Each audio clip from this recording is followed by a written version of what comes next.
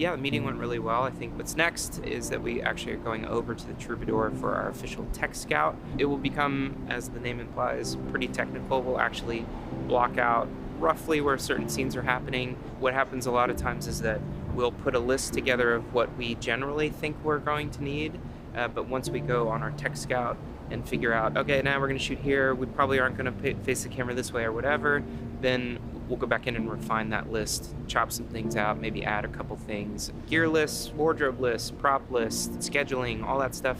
And then basically after the end of this weekend, then Monday and Tuesday is all about executing, just working the plan that we've all kind of collectively decided is the best way to go about things.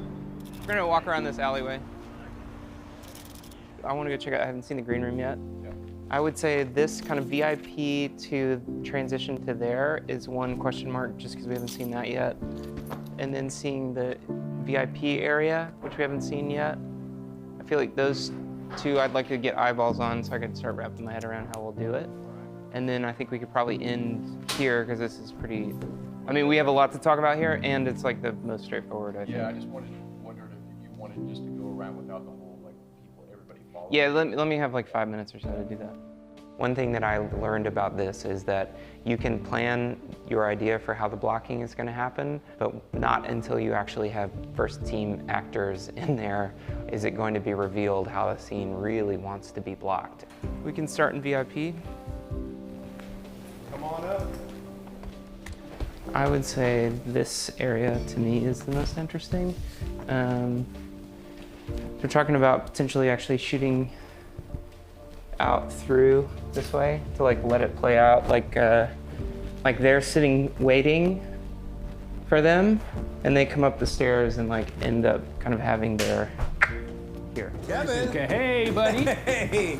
Oh, I like that shirt. I like that shirt. There they are. There are my favorite musical duo. What I would say is that master do it a couple times and get out of it. Yeah, totally. And if the middle of it's an absolute mess, who cares? Just make sure that the geography of the beginning and then this part works. I'm advocating for using 2 cameras for this just because of the number of people. Right. Yeah, I mean, we're shooting a dinner scene basically.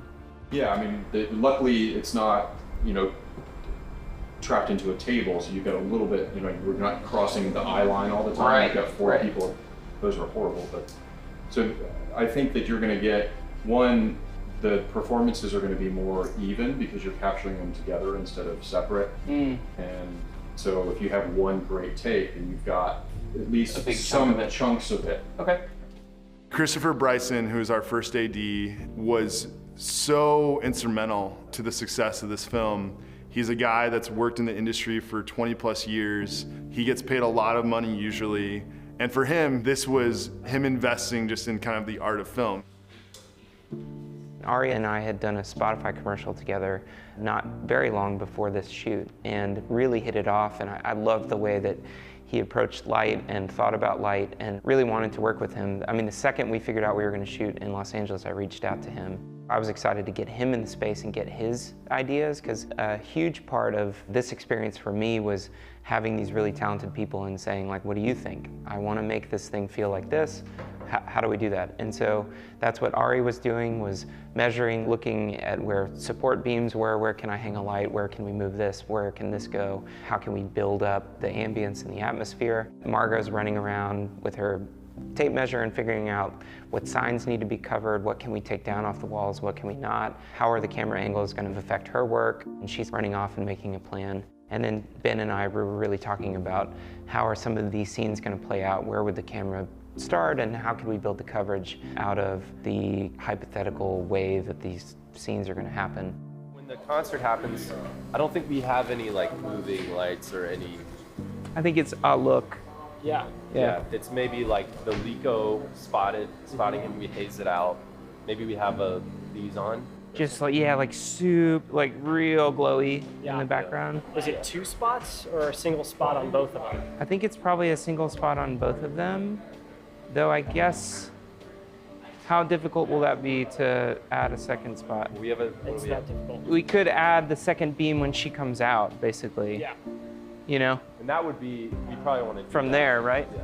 Oh, FYI, anything that's not over the stage does not work. It's just there for looks. Oh, really? Yeah. These front lights don't work. They do not work. Okay, cool. You know, one takeaway from me was that I figured out some of the blocking on this Scout where I was like, oh, well, they'll be here and we'll put the camera here and then we'll do this over here. Looking back on it, I feel like that might have been a little bit more detailed than I needed to be in that moment. I think it's more or less, how are we gonna light this environment? Where is the camera more or less gonna be? And then we'll figure it out when the actors get in there. That's actually a perfectly valid way of going about a Scout or preparing to make a film. I think in my mind, because I had not had this experience before, I was thinking that I needed to have things doink, doink, doink, doink, doink, exactly in a row before I walked into the space, when in reality, I think the real takeaway was letting my key players get in there, get a sense of the space, get a sense of what they needed to do, and then start working. So right now I have $1,000, which is shoestring for sure, but we could make it work. The only thing that worries me about that is the new situation of having to cover up all those graphics upstairs with something that at least looks good on some of them up close. Yeah, so I would say, like, we're definitely in a position where we have buffer. So it's like, if it needs to be $1,001, like, we can do that.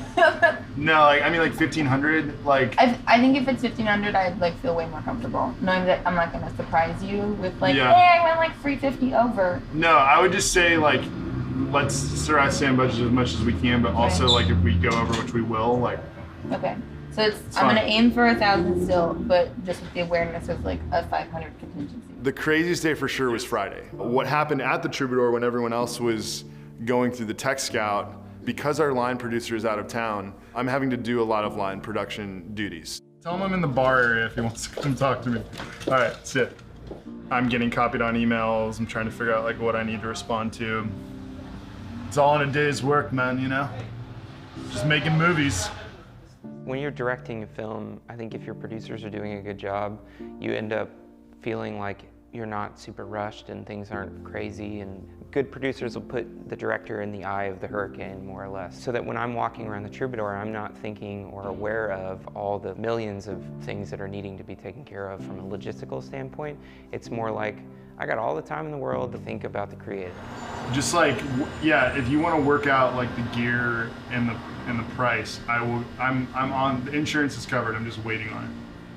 I think that he knows that this production was pretty crazy, but I don't really think he has a full idea of all that was going on. I was probably in one of the most stressed moments of my life, just solving problems. This should have been done a week ago, and we have to get these orders in the next like 2 hours. Our insurer's in Chicago, so he's you know, trying to get home. My insurance guy was walking out of the office because it was 5 p.m. Central Time on a Friday. Convinced him to stay, convinced him to update what we were doing. We'd had the investment, like we knew we had the money to make this short, but not all of it was in the bank, and so this was getting charged to credit cards and getting charged to different accounts, and so it was like figuring out what was going where with different deposits. While everyone was kind of planning how they were gonna shoot it, I was making sure we'd actually be able to shoot it by ensuring that we'd actually have the equipment to do it. Kevin would have come through here, busted in, like, why are you guys not on stage? That's right here, yeah. That would, right? Doesn't work because there's a door there, but it doesn't look like it connects. There was a moment on the Tech Scout, I realized that the spot where the musicians would be getting ready in front of the mirror was like not in the right place. It just didn't make any logistical sense to shoot where it really was. And I remember kind of freaking out, going like, I have this whole scene that takes place in the green room, and I realized that I had written it with an improper physical layout of the room. It wouldn't work with the way that things were laid out. And I remember Margot was like, well, where does it need to be, basically? And I was like, well, it'd be really great if the camera could be here shooting back this way. And she like busted out a tape measure and like took a bunch of measurements and wrote down in her book. She's like, okay, cool, no problem. And I was like, oh, like, I think we're gonna be okay. And she ended up building a vanity mirror thing that like, with a desk area and like a place for Jesse to get ready in the exact spot that we needed it to be. I think that was a good lesson in This is scripted. Like it doesn't have to be as you find things. Like you can modify, change, rearrange, make things work for you.